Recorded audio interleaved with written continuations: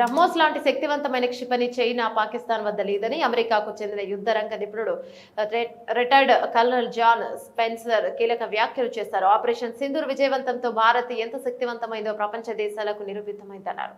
ఈ క్రమంలో జాతీయ మీడియా సంస్థ ఇండియా టుడేకి ఇచ్చిన ప్రత్యేక ఇంటర్వ్యూలో జాన్ స్పెన్సర్ భారత్ ఆయుధ సంపత్తిని కొనియాడారు. చైనా పాకిస్తాన్ రక్షణ వ్యవస్థలో భారత్ లో ఉన్న బ్రహ్మోస్ లో సరిపోల్చే క్షిపణులు కానీ సాయుధ సామాగ్రి కానీ లేవని స్పష్టం చేశారు. పాకిస్తాన్ తో జరిపిన యుద్ధంతో భారత్ యుద్ధ నైపుణ్యంలో తిరుగులేదని నిరూపించుకుందని ఆయన అన్నారు. అటు డిఫెన్స్ ఇటు ఎఫెన్స్ అయిన భారత్ శక్తి అమోఘమని ఆయన కొనియాడారు. భారత్ కు చెందిన బ్రహ్మోస్ క్షిపణిపై ఆయన ప్రశంసలు కురిపించారు. భారత్ అమ్ముల పొదిలో ఉన్న బ్రహ్మోస్ పనితీరును ఎంత పొగిడినా తక్కువేనని అన్నారు. పాకిస్తాన్ లోని ఉగ్ర స్థావరాలకు ఎయిర్ బేస్ లను భారత్ సునాయాసంగా ఛేదించడంలో బ్రహ్మోస్ కీలక పాత్ర పోషించిందని చెప్పారు.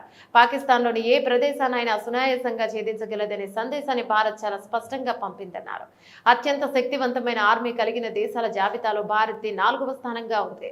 టాప్ 5 లో అమెరికా, రష్యా, చైనా, భారత్, దక్షిణ కొరియాలున్నాయి. చైనా కంటే భారత్ ఒక స్థానం కిందే ఉన్నప్పటికీ ఆపరేషన్ సింధూర్ విజయవంతంతో భారత్ బలం మరింత పెరిగిందని ఈ రక్షణ రంగ నిపుణుడు విశ్లేషించారు.